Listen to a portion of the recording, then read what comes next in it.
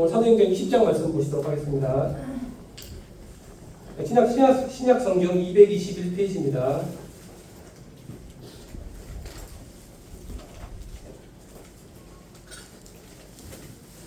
사도행전 20장입니다. 신약 성경 223페이지.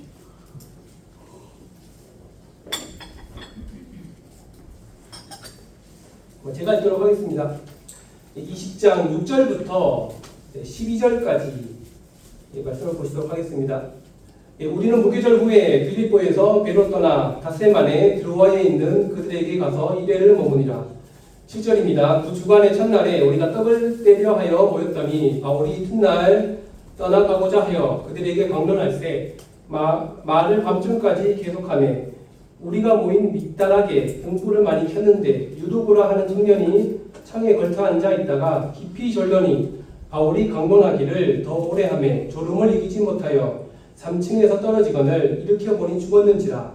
바울이 내려가서 그 위에 엎드려 그 몸을 안고 말하되 떠들지 말라 생명이 그에게 있다 하고 올라가 떡을 떼어 먹고 오랫동안 곧 날이 새기까지 이야기하고 떠나니라. 사람들이 살아난 청년을 데리고 가서 적지 않게 위로를 받았더라. 여기까지 말씀입니다.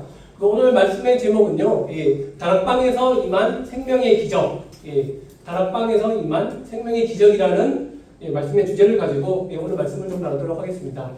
성도님들, 저는 이제 매주 어떤 사람들은 매주 토요일 저녁이 기다려진다고 합니다. 매주 토요일 저녁이 어떤 날이죠? 로또 추첨하는 날입니다. 그렇죠? 로또를 추첨하는 날이 매주 토요일 저녁인데요. 그래서 이 800만 분의 1의 기적이 이루어지는 날이 사실 이제 로또 추첨하는 날이 바로 이제 그 기적이 이루어지는 날이라고 사람들은 말합니다. 그래서 1등 당첨은 사실 기적 아니겠습니까? 그렇죠? 그래서 사람들은 기적을 바라보면서 이제 로또를 구입하고 있습니다. 우리 중에도 성도님들 로또 구입하신 분 있으십니까? 저도 가끔씩은 로또를 구입하면 하긴 하는데 지금은 안 합니다, 성도님들. 그런데 그 목적은 동일합니다, 성도님들. 그렇죠? 800만 분의 1의 기적을 누려보자. 하지만 사실 그 기적을 이루기가 쉽지는 않죠, 성도님들. 그래서 또 제가 이제 정기적으로 가는 이제 그 머리 깎는 미용실 그 헤어샵이 있는데 거기서 제 머리 깎아주시는 분이 이제 유튜브를 운영하고 계세요. 유튜브를 운영하고 계시는데 항상 제 머리 깎아줄 때마다 성열 씨, 제가 오늘 로또 번호를 좋은 걸 내가 알아봤는데 이번 주에 꼭 로또를 사서 그 내가 말한 번호대로 꼭 써라. 그건 꼭 당첨될 거다라고 하더라고. 그래서 해보면 안 된다는 거죠. 그래서 제가 드린 말씀의 요지는요, 성도님들. 그래서 이 기적, 성도님들, 그렇죠? 우리가 지금 생각하는 로또의 기적, 그런 기적들은 사실은 의학적으로도, 과학적으로도 사실 지금 쉽게 설명할 수 없는 사건 아니겠습니까, 성도님들, 그렇죠? 누가 계산해서 로또 번호를 알 수 있을까요, 그렇죠? 누가 어떻게 계산해서 로또 1등 번호를 다 맞출 수 있을까요, 성도님들, 그렇죠? 그래서 이 하나님의 기적도 저는 마찬가지라고 저는 생각을 하게 됩니다, 성도님들. 저는 제가 살아오면서 제가 경험한 가장 큰 기적이 있습니다, 성도님들.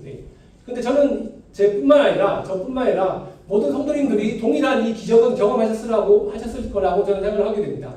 그 기적은요, 사실은 제가 구원받은 거예요, 성도님들. 그렇죠? 죄 있는 제가, 정말 하나님 앞에서 추악한 제가 정말 구원받은 게, 예수님 믿고 구원받은 것이 세상에서 저는 가장 큰 기적이라고 저는 생각을 하게 됩니다. 특별히 저는요, 저는 제 부모님이 안 믿으시거든요, 그렇죠? 믿지 아니하는 부모님 밑에서 구원받는 케이스가 쉽지 않아요, 그렇죠? 구원을 받았다고 해도 모임 안에서 이렇게 서 있는 것도 사실 쉽지 않는 케이스죠, 그렇죠? 그래서 저는 사실 이제 믿지 아니하는 부모님 밑에서 자라가면서 20살 때 구원받고 또 더 큰 기적은 무엇입니까? 믿지 아니하는 부모님 밑에서 신앙의 배경이 전혀 없던 제가 스리랑카 선교사로 파송되었다는 것이죠. 그래서 저는 생각해 볼 때, 그러니까 제 인간적인 관점에서는 이게 바로 놀라운 기적 아닐까, 그렇죠? 근데 하나님의 관점에서는 그거 기적 아니다. 다 내가 너를 위해서 이미 계획하고 뜻한 것이다라고 이제 말씀하시죠, 성도님들. 그래서 성도님들 이제 제가 오늘 말씀드린 다락방에 임한 생명의 기적이라는 말씀을 통해서 말씀을 전하고자 하는데, 그 성경은요 사실 제가 말씀드린 이러한 기적들로 가득하지 않습니까, 성도님들? 우리가 다 아시다시피 홍해가 갈라지고, 그렇죠? 죽은 나사로가 살아나고, 그렇죠? 오병이의 기적이 일어났습니다, 성도님들. 그렇죠? 그래서 우리가 지금까지 알아왔던 사실 이제 많은 기적들은요, 사실 이 단순히 이런 기적이라는 그런 사건을 보여주기 위해서 이 성경이 기록되어 있지는 않아요, 그렇죠? 기적이라는 사건을 우리에게 보여주고 있지는 않습니다. 그래서 기적을 통해서 이 하나님께서 이 성경 말씀 안에서 이 기적이라는 사건을 보여주시는 이유는 하나님께서 정말 살아계시며, 그리고 그분의 말씀이 생명을 살리는, 한 영혼을 살리는 그런 놀라운 능력이 있음을 보여주기 위한 그 도구로서 사실 이제 하나님은 이 여러 시대, 그렇죠? 구약 시대, 신약 시대를 통해서 기적을 사용했다는 것입니다, 성도님들. 하나님의 임재를 보여주기 위해서. 그러니까 제가 오늘 말씀에서 제가 하나님의 임재라는 말씀을 조금 자주 사용하게 될 것입니다. 그래서 임재라는 말은요, 성도님들, 임재. 그러니까 하나님께서 함께 계셔서 하나님께서 함께 계셔서 당신의 존재, 당신이 함께 계시다는 그 사실을 특별한 능력으로 보여주는 것, 그것을 이제 하나님의 임재라는 것입니다, 우리들. 특별한 방식으로 드러내는 것을 이제 하나님의 임재라고 말씀하고 있습니다. 이 하나님의 임재라는 말씀, 그 뜻을 조금씩 기억하셨으면 좋겠어요. 하나님께서 가까이 계셔서 그분의 존재를 하나님의 그 특별한 방식으로 드러내는 것, 이게 바로 하나님의 임재. 제가 요 말씀을 조금 제가 자주 사용하게 될 것입니다. 그래서 오늘 제가 본문을 읽었죠, 성도님들. 오늘 본문에서 어느 한 청년이 죽었다가 다시 살아나는 그 사건을 우리가 보게 됩니다, 성도님들. 근데 우리가 이 사건에서 주목할 것은 이 청년 이름이 무엇이었죠? 유두고, 그렇죠? 유두고가 다시 살아났다는 그 사건에 우리는 주목하면 안 됩니다, 성도님들. 그래서 우리가 주목해야 될 것은요, 이 말씀이 뜨겁게 선포되어지는 이 다락방에서 하나님께서 어떻게 이 생명의 기적을 이 청년에게 베푸셨는가, 그 말씀에 우리는 주목해야 될 필요가 있습니다, 성도님들. 따라서 우리는 오늘 주제 말씀이 무엇이었죠? 다락방에서 임한 생명의 기적이라는 이 말씀의 주제로 이 하나님께서 살아 역사하시는 하나님의 임재가 정말 그 가운 다락방 안에서 살아 역사하시는 그 현장에서 무슨 일이 일어났는지 우리가 함께 살펴보도록 하겠습니다. 여기 7절에 보실까요? 그럼 7절에 보시면요, 성도님들. 그래서 이 하나님께서 임하시는 하나님의 임재가 역사하는 그 생명의 기적을 이루기 위해서는요, 성도님들. 첫 번째로는 그 영적으로 준비되는 자리가 필요하다는 것입니다, 성도님들. 그래서 여기 7절에 보시면 영적으로 준비된 자리는 바로 예배와 말씀. 그래서 하나님의 임재가 놀랍도록 역사하기 위해서는, 또 하나님의 기적이 놀랍게 임하기 위해서는요, 사실 영적으로 준비되는 자리, 그것이 바로 예배와 말씀이라는 것입니다. 그래서 이 7절 말씀을 보기 전에 우리가 잠깐 이 배경 설명을 하게 되면, 본문에서 보면 사도 바울은 제3차 전도 여행이 다 끝났습니다. 그렇죠? 3차 전도 여행이 다 끝나고 이제는 자신은 이제 예루살렘으로 가게 될 작정을 합니다. 예루살렘으로 돌아가는 중에 이제 드로아라는, 그렇죠? 항구 드로아라는 이 도시에 이제 머무르게 되는 거죠. 그렇죠? 그래서 바울은 드로아에 있는 교회에 가서, 6절이죠, 그렇죠? 드로아에 있는 교회에 가서 일주일을 1회를 머물렀습니다. 그리고 그 주간의 첫날, 그렇죠? 안식 후 첫날, 그러면 일요일이죠, 그렇죠? 일요일에 이제 바울이 떠나기 전에, 드로아에서 떠나기 전 그 마지막 날에 성도들과 함께 모여서 제일 먼저 뭘 했다고 나와 있죠? 7절에 보면요, 먼저 떡을 떼며 주님을 예배하였다라고 이렇게 기록되어 있습니다. 그래서 여기 7절 첫 번째 말씀에 그 주간의 첫날에 우리가 떡을 떼려 하여 모였더니, 그래서 성도님들, 우리는 여기서 떡을 떼려 했다는 말씀에 좀 주목하셨으면 좋겠습니다. 우리가 다 알다시피 떡을 떼라는 말은, 그렇죠? 성도와의 교제와, 그리고 주님과 또 주님의 죽으심을 기념하는 주의 만찬, 그렇죠? 성찬식을 의미합니다. 그렇죠? 그래서 그 당시에 초대교회 성도들은요, 오늘날 지금 이러한 방식과는 조금 다르게 그 당시 초대교회 성도들은 각자 도시락을 가지고 왔어요. 그렇죠? 각자 자신이 준비한 그 음식을 가지고 와서 성도들과 함께 모여서 그것을 그 음식을 함께 나누며 그 자리에서 떡을 떼면서 주님의 죽으심과 부활하심을 또 주님의 몸과 피를 기억하는 그런 예식을 행하였다고 우리는 역사서에 기록되어 있습니다. 그래서 우리는 뭐 도시락을 가져왔다. 그렇죠? 성도들이 도시락을 가져왔다고 생각할 때 뭐 한국 사람의 입장에서는 도시락이면 뭐 쌀밥에다가 그죠? 김치에다가 그렇게 성도들이 가져와서 함께 먹었나 그렇게 생각할 수 있지만 사실 그 당시 이스라엘 백성들은 유대인들은 쌀밥 김치가 아니라 그렇죠? 이런 뭐 레헨, 뭐 맛자 그렇죠? 이렇게 얇게 쫙 이렇게 딱 구운 그렇죠? 오늘 떡을 띈 그런 모양이 비슷한 그렇죠? 그런 얇은 빵 그렇죠? 얇은 빵을 가지고 와서 성도들과 함께 나누면서 주님의 몸을 기억하는 그런 예식을 행한다는 것입니다. 그런데 이제 이것을 바로 애찬, 애찬이라고 부른다는 겁니다. 근데 사실 이제 오늘날은 이제 교회 신약교회의 규모가 커져지고 또 교회의 질서를 유지하기 위해서 주의 만찬 따로 그렇죠? 또 주의 만찬 끝나고 또 성도들과 함께 식사하는 애찬의 시간이 따로 이렇게 지정되어 분리되어 있지만 사실 본질은 그렇죠? 본질은 다 같습니다. 그렇죠? 초대교회 성도들이 행했던 그 주의 만찬, 그 애찬, 오늘날 우리 성도들 남산교회 성도님들이 지금 행하고 있는 주의 만찬과 그리고 또 오후에 같이 모여서 식사하는 그 애찬은 그 본질은 똑같다는 것입니다. 그래서 이 떡과 잔을 통해서 우리는 무엇을 기념하게 됩니까, 성도님들? 우리의 죄를 위하여 죽으신 우리 주 예수 그리스도의 이 생명을 우리는 기억하게 됩니다. 이 생명이라는 말씀에 좀 주목했으면 좋겠어요. 생명을 기억하게 됩니다. 그래서 저는 이렇게 생각합니다.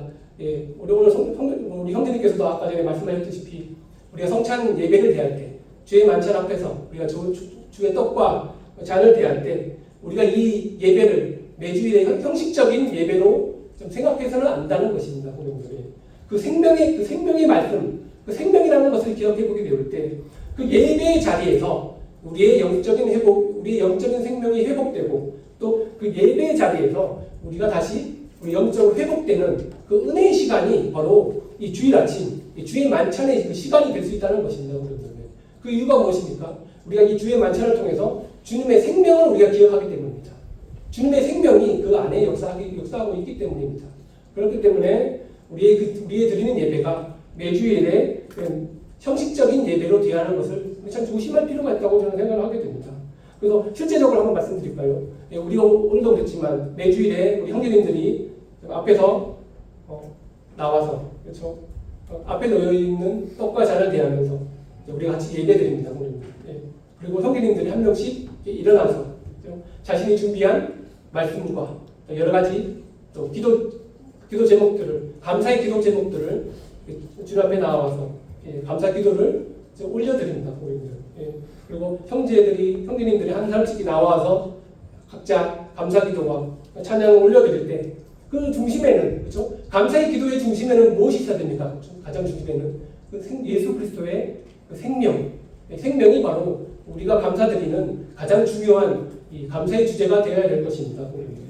그래서 그것은 우리 주 하나님과 우리 주 예수 그리스도께서 우리에게 주신 그 영원한 생명, 그렇죠? 그래서 이 예배 자리에 하나님과 우리 주 예수 그리스도께서 주신 그 영원한 생명이 우리 예배 자리에 감사의 제목이 되어야 된다는 것입니다.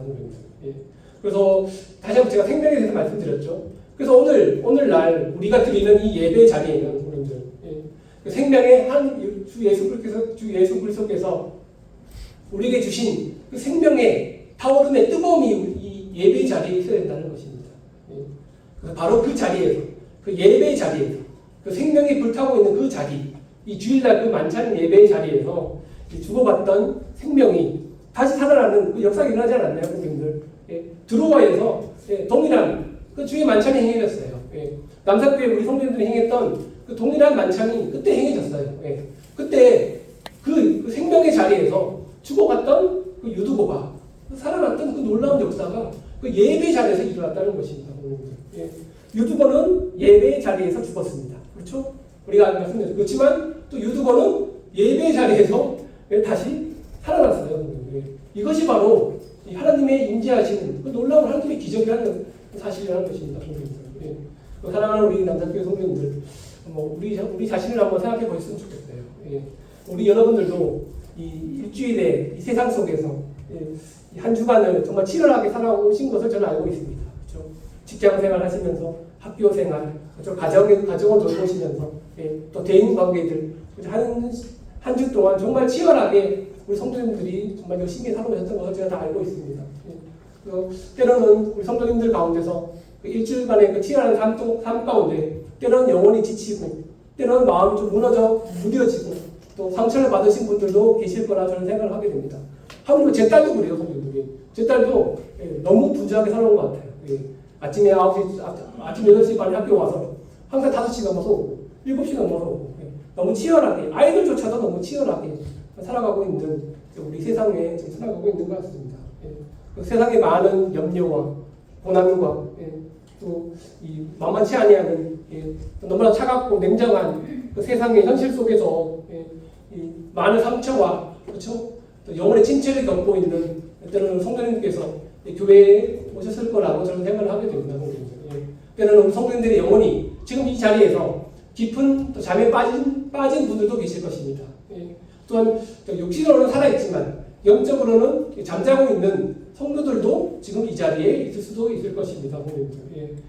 이렇기 때문에 성도님들 우리에게는 이 생명의 기적이 필요하다는 사실입니다.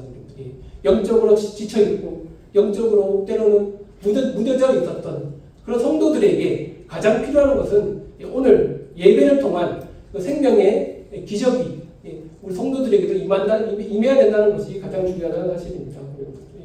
한 주간의 첫날 그 떡을 떼는 그 놀라운 생명의 예배의 자리에서 죽은 유도고가 살아났던 것처럼 바로 이 예배의 자리, 오늘 이 주일날 아침 이 예배의 자리가 우리의 영적인 생명이 다시 기적적으로 소생하는, 회복되는 자리가 되어야 된다는 사실입니다. 사랑하는 성도님들, 우리 예배는 정말 무시하면 안 됩니다. 그렇죠? 예배를 너무 등한히 해서는 안 됩니다. 예배는 우리가 그냥 습관적으로 참여하는 이 주일 예배일지라도 이 예배 안에서는 제가 무엇을 말씀드렸죠? 하나님이 임재하시고 하나님이 생명이 역사하시는 이 놀라운 은혜의 자리라는 것입니다. 기적적인 자리라는 것입니다. 그렇다면 우리가 이 하나님의 주님의 생명을 상징하는 이 떡과 잔 앞에서 사실 우리는 어떤 마음으로 어떤 믿음의 태도로 지금 이렇게 앉아 계시나요? 그 믿음과 이 감사의 눈으로 우리가 이 주의 만찬에 정말 적극적으로 신령과 진정으로 참여할 때 성도님들 하나님께서 이 남사교회 안에서 임재하신다는 사실입니다. 하나님께서 그 남사교회와 함께 계셔서 그 안에서 하나님만의 그 놀라운 방식으로 그 놀라운 기적의 역사를 각 성도들에게 이루어 가신다는 사실입니다. 그때 하나님이 역사하신다는 사실입니다. 그래서 하나님의 임재하심이 이 남사교회에 임할 때 우리 각 성도들의 삶 가운데서 영적 생명의 기적이 일어날 수 있다는 사실입니다. 사랑하는 성도님들, 예배는 정말 등한시 여기시면 안 됩니다. 예배 한 주마다 매주마다 드리는 그 예배의 가치를 정말 소중하게 여기셨으면 좋겠습니다. 그 예배의 자리가 생명의 역사하는 자리, 하나님의 임재가 역사하는 그 자리라는 사실을 좀 우리가 좀 많이 깨달았으면 좋겠습니다. 그 증거가 여기 나와 있잖아요. 유두고가 주의 만찬이 임하는 자리에서 죽었지만 또 주의 만찬이 임하는 자리에서 그가 살아났어요. 하나님의 임재가 이 만찬 자리에 함께 계셨기 때문입니다. 두 번째로 보실까요, 성도님들? 7절에 보시면요. 7절에 바울은 이게 뭐면 이제 바울이 이튿날 떠나고자 하여, 그렇죠? 바울이 이튿날 떠나고자 하여 그들에게 강론할세라고 나와 있습니다. 말을 밤중까지 계속하며. 두 번째로는요. 바울은 성도들과 함께 이 말씀을 강론하였다. 그렇죠? 강론하였다고 기록하고 있습니다. 이때에도 생명의 기적이 역사한다는 사실입니다. 그래서 여기서 성도님들 이제 강론하다는 말씀에 좀 주목하시면 좋겠어요. 성도님들. 우리는 이 강론하다는 말씀은 흔히 저도 이렇게 생각해요. 제 개인적으로 이렇게 생각했어요. 강론하다는 말은 흔히 그냥 강단에서 이 말씀 주일 강단에서 한 사람이 한 설교자가 그냥 일방적으로 그냥 설교하는 그런 모습을 우리는 떠올리기 쉽습니다. 저도 그렇게 생각했습니다. 그것을 이제 말씀을 강론하다, 주일 말씀을 강론하다, 형제님 혼자서 그냥 주구장창 말씀을 강론하다라고 생각하고 싶지만 사실 이제 이 성경 원문에서는 성경 원문에서 강론하다는 말은 대화하다, 토론하다, 설명하다 잘 설명하다, 설득하다라는 의미를 가지고 있습니다. 성도님들.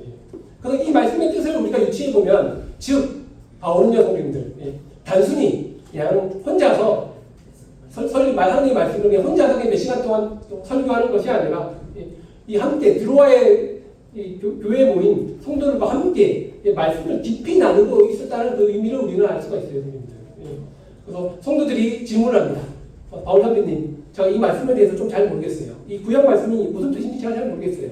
이걸 좀 설명해 주세요. 할 때 바울은 성도님들, 이 말씀의 뜻은 이것입니다. 이 말씀의 진리는 이렇게 되고 있습니다. 그들이 성도들이 잘 이해할 수 있도록 말씀을 잘 풀어서 설명하고 그 말씀의 핵심을 그들이 성도들의 마음에 잘 새겨 담을 수 있도록 때로는 권면하고 때로는 또 질책하고 그러한 것이 바로 여기서는 이제 강론이라고 하거든요. 강론.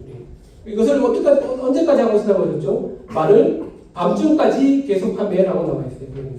그래서 바울은 왜 그렇게 밤중까지 했을까요, 성경적에? 하나님의 말씀을 전하는 이 강론하는 말씀을 왜 밤중까지 했을까요? 그래서 바울은 7절 말씀 보시면 바울은 이튿날 떠나야 합니다. 그렇죠? 바울은 이제는 다음날 떠나야 됩니다. 이제는 더 이상 이 드로아에 있는 성도들의 얼굴을 다시는 못 볼 것입니다. 그렇죠? 오늘 이후로는 이 성도들의 얼굴을 다시 보지는 못합니다. 지난번에 제가 설교할 때 설교 제목이 생명보다 사명이라는 말씀을 제가 전해드렸어요. 그래서 동일한 20장 말씀으로 그런 죽음을 무릅쓰고 이제는 예루살렘으로 가야 하는 그런 사명을 받았습니다. 이제 더 이상 드로아에 있는 성도들, 에베소에 있는 성도들의 얼굴을 더 이상 볼 수 없습니다. 이제 그래서 바울은 자신이 떠나기 전에 이 진리의 말씀을 한마디라도 조금 더 전하고 싶었던 그런 바람이 있었어요. 그래서 바울은 밤중까지 계속 전하는 것입니다. 밤이 깊어가도 바울의 말씀은 멈추지 않았어요. 그래서 성도님들, 왜냐하면 바울에게 있어서 이 하나님의 말씀은 단순한 지식의 말씀이 아니라 한 영혼의 생명을 살리는, 기적적으로 살리는 그 능력이라고 이 바울은 믿었다는 것입니다. 이 말씀은 죽은 심령을 깨우고 넘어졌던 영혼을 다시 일으키며 절망 속에 있는 사람들에게 이 소망을 주는 저는 그 능력의 말씀이라고 바울은 믿었어요. 성도님도 그렇게 생각하십니까?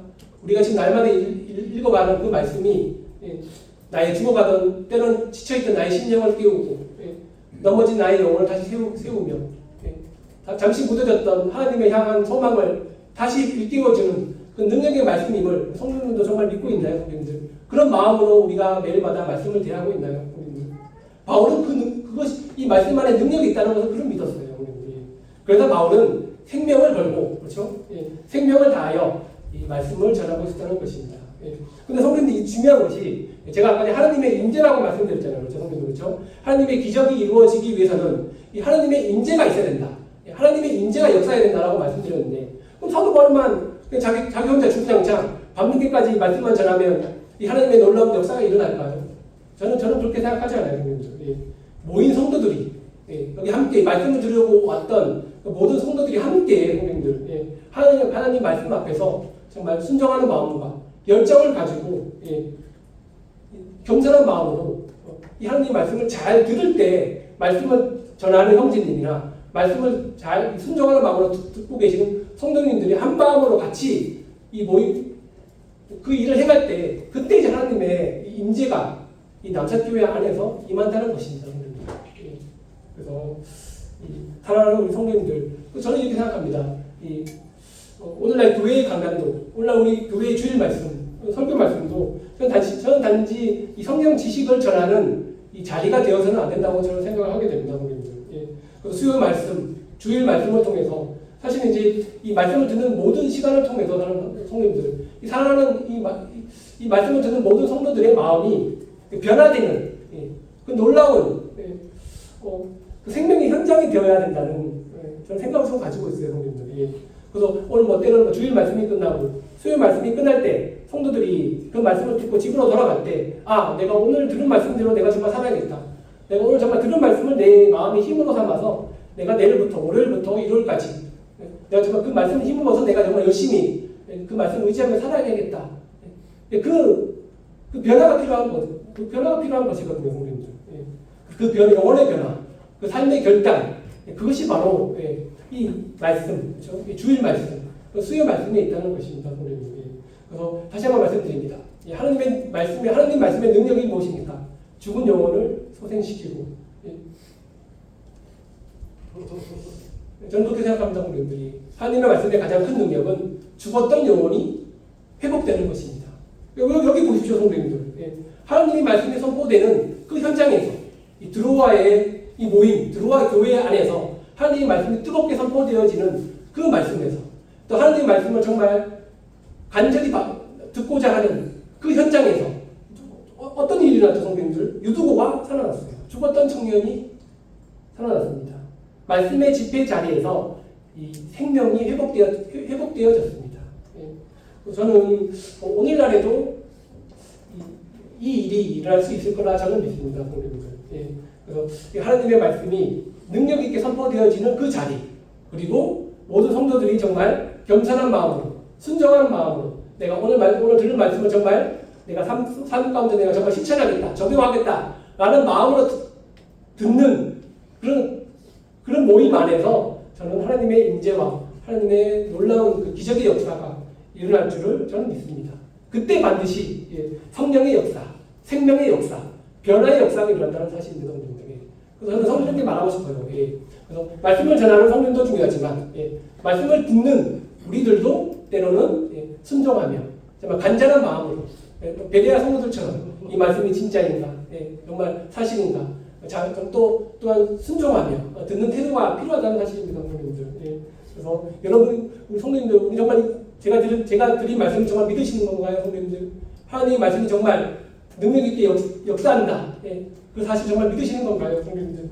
그렇다면 이 말씀의 능력에 우리의 삶을 전적으로 의지해야 된다는 것입니다. 이제 8절 보실까요? 8절 보실까요, 성도님들? 8절에서 9절. 근데 제가 아까 말씀드렸어요. 예배와 말씀이 있는 곳에, 그렇죠? 예배와 말씀이 정말 있는 곳에 하나님의 임재가 역사하시고 또 하나님의 놀라운 능력, 기적의 역사가 나타난다고 제가 말씀드렸는데 그건 좋은 말이죠, 그렇죠? 전 좋은 말씀을 드렸어요. 근데 8절에서 9절 보시면요, 이 생명이 선포되어지는 그 자리에도 사실 넘어짐과 추락함이 있다는 것입니다, 성도님들이. 생명이 선포되어지는 그 자리인데 뜨겁게 여기 주일날에 형제님이 정말 열심히 열정적으로 말씀을 전하시는데 그 자리에 어떻게 넘어짐과 추락의 자리가 있는 것인가? 우리 생각해 볼 수 있지 않나요, 성도님들? 우린 8절 9절 보시면요, 성도님들.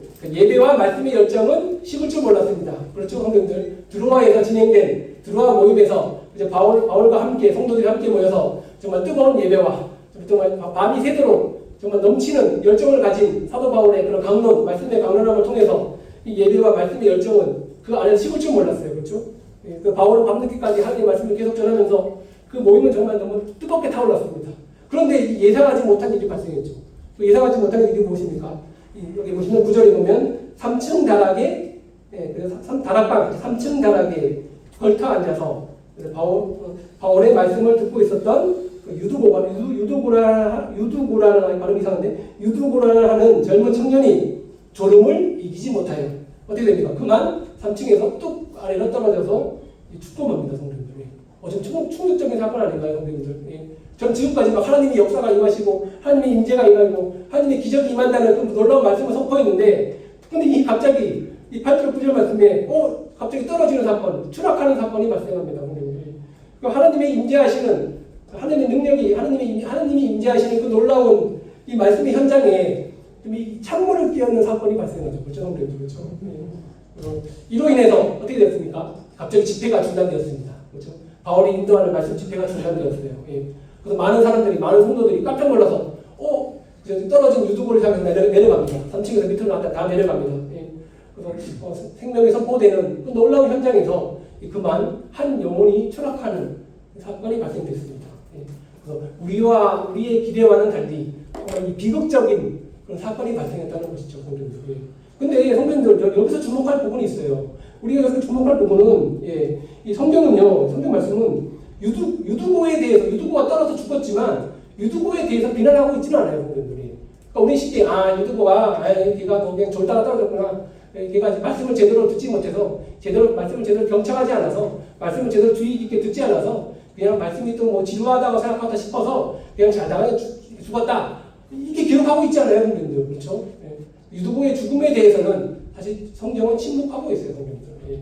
그래서 여기서 우리가 주목해야 될 우리가 받을 교훈은요, 성경들. 이 말씀의 현장에도 넘어짐과 추락함이 있다는 사실입니다, 성경들. 그래서 아무리 뜨거운 예배와 그렇죠?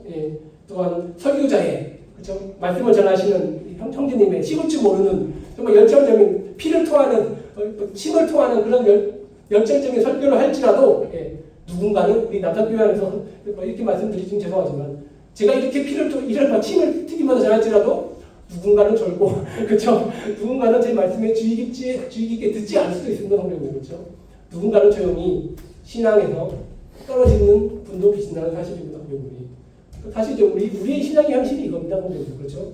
그래서 제 마음은 남산교회가 정말 하나님의 임재로 가득한 그런 교회가 되기를 남산교회뿐만 아니라 선악과 성교지 교회도 마찬가지고 한국에 있는 모든 교회가 정말 예배와 말씀으로 정말 충만한 하나님의 임재가 정말 충만하여 그 안에서 각 성도들에게 하나님의 그 놀라운 기적의 역사가 영혼이 소생하고 영혼이 다시 회복하고 믿음과 감사가 넘치는 그런 놀라운 그렇죠? 성령 충만한 삶을 살아가는 성도들이 되기를 저는 기대하지만 그렇죠? 그런 기대하는 마음으로 제가 주일 아침에 말씀을 전하지만 침을 튀기면서 말씀을 전하지만 실상은 그렇죠?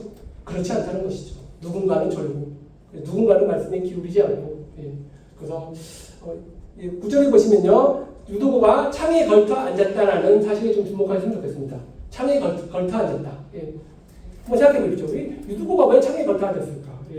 그 높은 3층 다락방에 앉아있다는 것은 또 안전하지 않는 상황을 의미하지 않습니까, 성도님들이? 그래서 창틀에 걸터 앉았어요. 그렇죠? 아니, 중간에 앉으면 되지. 유도보는. 근데 왜 하필이면 그 떨어질 만한 아주 위험한 3층, 1층도 아니고 그 3층 그 창틀, 그렇죠? 아슬아슬한 곳에 그 청년이 앉아 있을까?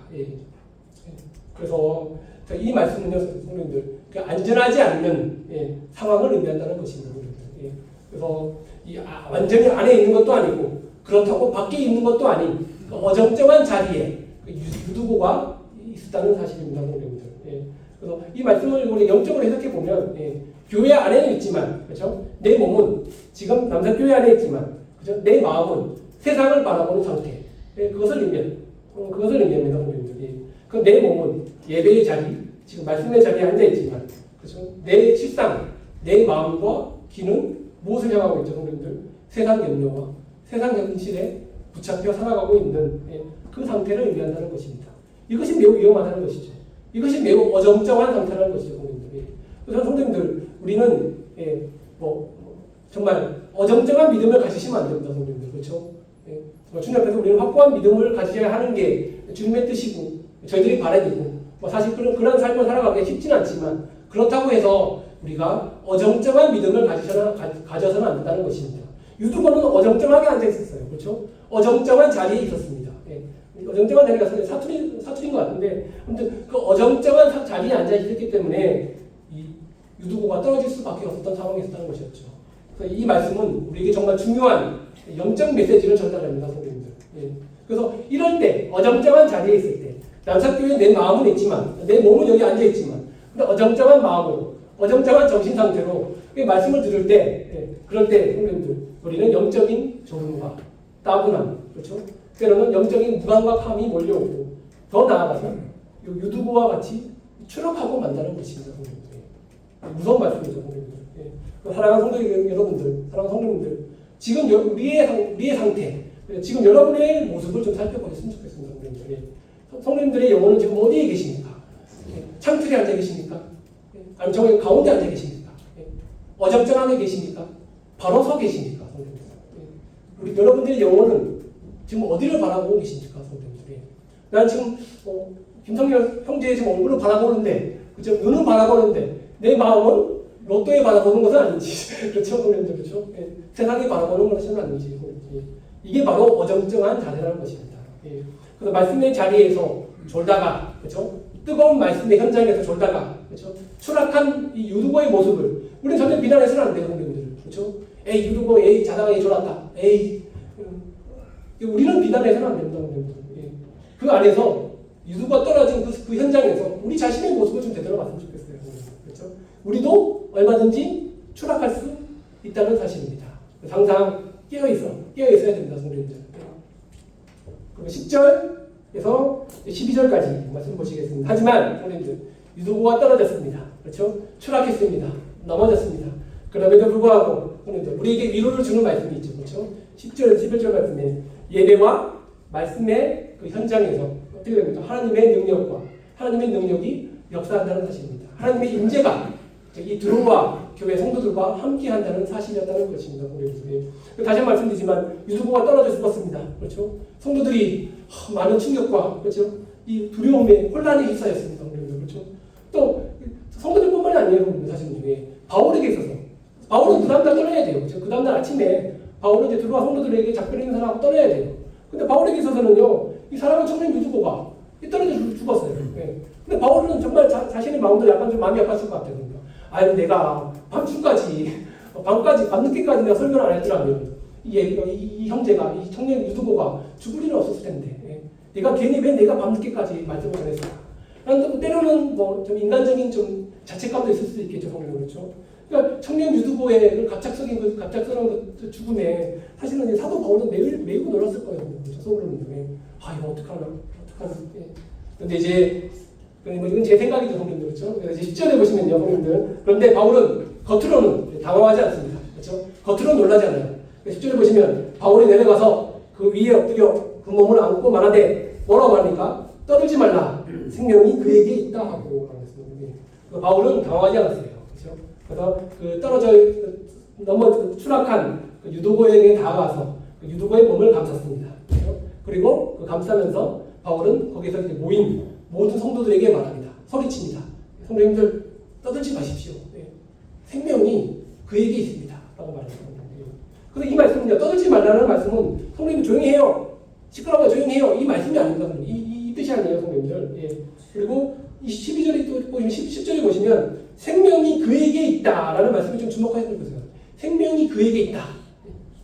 그래서 이 말씀은요, 성도님들이 원문으로 좀 보면 유두고의 생명이 떠난 것이 아니라 죽은 것이 아니라 하나님께서 여전히 그 유두고의 생명을 붙잡고 계신다라는 의미입니다, 성도님들. 원어적으로 보면 성도님들 생명이 그에게 있다. 유두고의 생명이 아직 하나님이 붙들고 있다는 뜻입니다. 그래서 사도 바울은 가만히 계십시오. 떠들지 마십시오. 두려워하지 마십시오. 하나님이 여전히 유두고의 생명을 붙잡고 계신다는 것입니다. 그래서 이 드로와 성도들의 눈에는요, 유두고가 죽은 것처럼 보였지만, 그렇죠? 하나님은 여전히 그 유두고의 생명을 붙잡고 계시다는 뜻입니다. 그래서 이 어떻게 일어났을까요, 성도들이? 이 일이 어떻게 일어났나요? 다른 사람들은 다 죽었다고 생각했는데, 바울조차도, 그렇죠? 깜짝 놀랐는데, 죽었다고 생각했던 그 일인데, 어떻게 이런 놀라운 기적이 일어났나요, 성도님들? 그 대답은 무엇입니까? 예배와 말씀의 현장에서, 하나님의 임재가 그들과 이 드로아 교회에 함께하였다는 사실입니다. 한 영혼을, 한 생명을 소생시키는 하나님의 그 놀라운 능력이 이 드로아 교회 성도들과 함께하셨다는 그 사실입니다. 그래서 그들과 함께하신, 성도들과 함께 임재하신 그 하나님의 그 놀라운 능력으로 유두고가 살아났습니다. 이 불가능한 일이 기적적으로 일어난 거 아니겠습니까? 그래서 다시 한번 말씀드리지만 모인 사람들은 유두고가 죽은 것으로 생각했습니다. 그럼 어떻게 생각했냐? 저라도 그렇게 생각했을 것 같아요. 아, 얘는 끝났다. 떨어져 죽었으니 얘는 끝난 것 같다. 어떡하냐? 또 성도들 그렇게 생각하지 않았을까요? 아, 유두고는 내 생명이 끝났다. 아이고 어떡하냐? 아이고 불쌍해. 아이고, 젊은 애가 이제 벌써 죽었다니. 끝났구나. 사람들이 모두 다 끝났다고 생각하는 그 자리에 하나님은 뭐라고 말씀해요? 뭐라고 말씀하시나요? 아니야, 난 아직 안 끝났어. 하나님은 아직 안 끝났다고 말씀하시는 거예요. 이것이 바로 다락방의 기적 아니겠습니까, 성도님들? 그래서 사랑하는 성도님들, 저는 이렇게 생각합니다. 우리 성도님들 가운데서 우리 중에 혹시나 나의 신앙과 그렇죠, 나의 가정, 또 내가 섬기는 직장, 나의 대인관계, 내가 지금 살아가는 그 삶들이 아이고 난 포기했어. 아이고 난 힘들어 못 살겠어. 그죠? 나는 모두 다 무너졌어. 아이고 나는 더 이상 가망이 없어. 더 이상 나의 삶은 희망이 없다라고 생각하시는 분들이 계시는 건가요, 선생님들? 아이고 교회 나오면 뭐하나? 나의 실제적인 문제가 아무것도 해결되지 못해. 난 정말 너무 힘들어. 정말 모든 것을 다 포기하고 싶어. 모든 것을 다 끝내고 싶어. 내 마음대로 살고 싶어라고 하는 분들이 계신가요, 선생님들? 하나님은 근데 우리에게 그렇게 말씀하지 않으세요. 내가 아직 뭐라고 합니까? 내가 아직 너를 끝내지 않았다. 내가 아직 너의 생명을, 내가 아직 너의 영혼을 붙들고 있다. 그래서 예배의 자리, 이 말씀의 자리, 그 하나님의 그 중심으로 나와라. 그렇다면 내가 너를 회복시키겠다.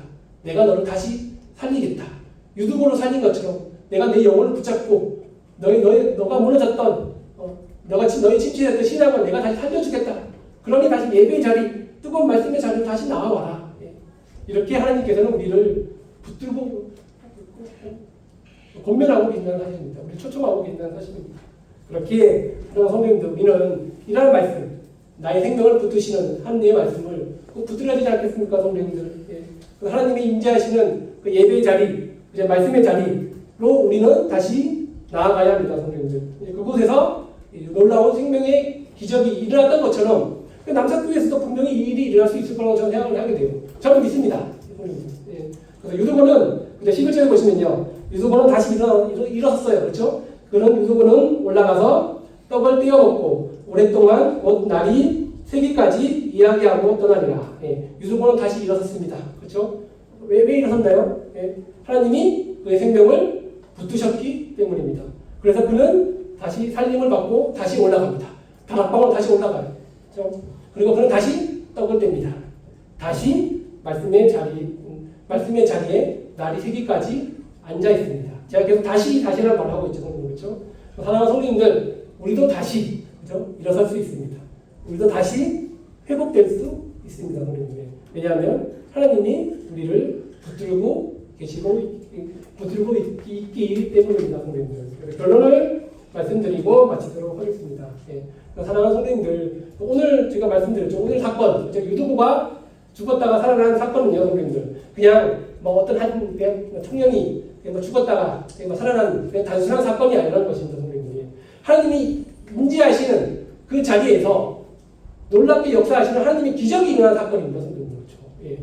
그 예배의 자리, 그 말씀의 자리에서 그 하나님의 임재가 그곳에 함께 계셨다는 것이에요, 성도님들. 그때 하나님의 놀라운 능력이, 기적의 능력을 보여준 사건이라는 것입니다.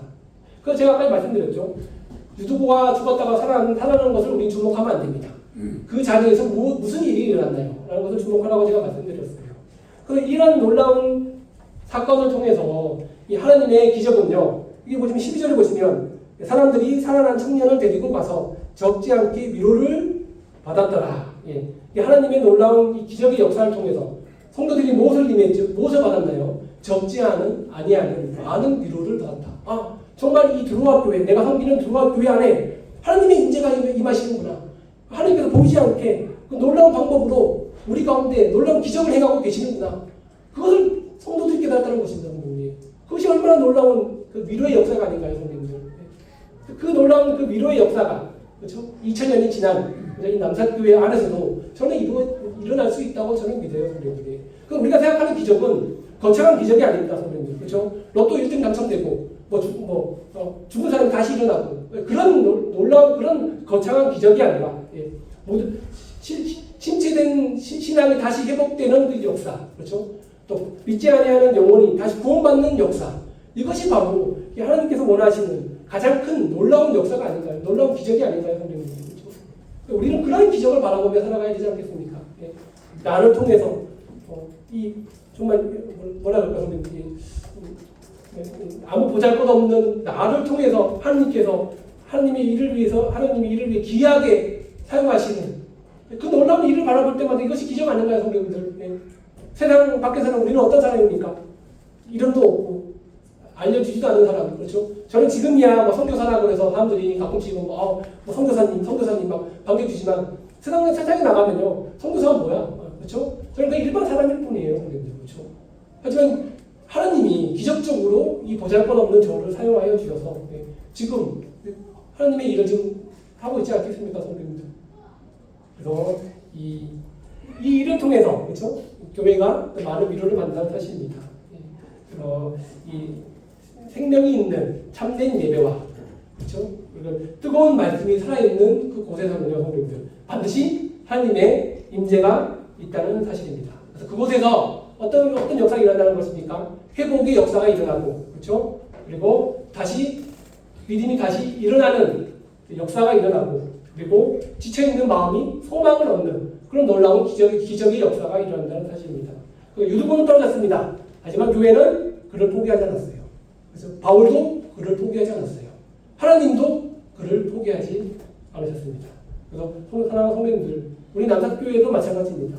하나님께서 우리를 포기하지 않으십니다. 하나님께서 여전히 우리 남사교회 각 성도들의 그런 믿음을 붙들고 계십니다. 남사교회 성도님들의 생명을 붙들고 계십니다. 성도님들. 그래서 성도님들, 우리 성도님들은 지금 정말 예배와 이 말씀의 자리에 정말 중심에 계신가요, 성도님들? 어정쩡한 자리에 계시지 마시고 정말 이 말씀의 정말 중심에 서 계신가요, 성도님들? 그래서 다시 예배 자리로 돌아오시길 바랍니다. 말씀의 자리로 다시 우리는 돌아보셔야 됩니다, 성도님들. 그곳에서 그렇죠? 하나님께서 우리를 다시 살리시고 일으켜 주실 거라고 저는 믿습니다. 믿습니까? 이게 좀 이상한데 믿으십니까, 성도님들? 저는 믿습니다. 그래서 다시 한번 마치도록 하겠습니다. 오늘 이 자리에도 오늘 남사교회 지금 이 자리에도 사실 이제 삶의 치열한 역경과 고난을 겪고 계시는 분들, 삶의 정말 치열한 전투를 지금 경험하시는 분들이 좀 너무나도 많은 것을 저는 알고 있습니다. 그렇죠? 그래서 이런 정말 삶의 치열한 정말 전쟁의 시대를 살아가고 있는 우리 성도님, 남사교회 성도님들 모두에게도 이런 유두고에게 임한 생명의 기적이 그렇죠? 여기 계신 남사교회 모든 성도님들에게도 동일하게 역사하시기를 주님의 이름으로 기도하겠습니다. 기도하고 마치도록 하겠습니다.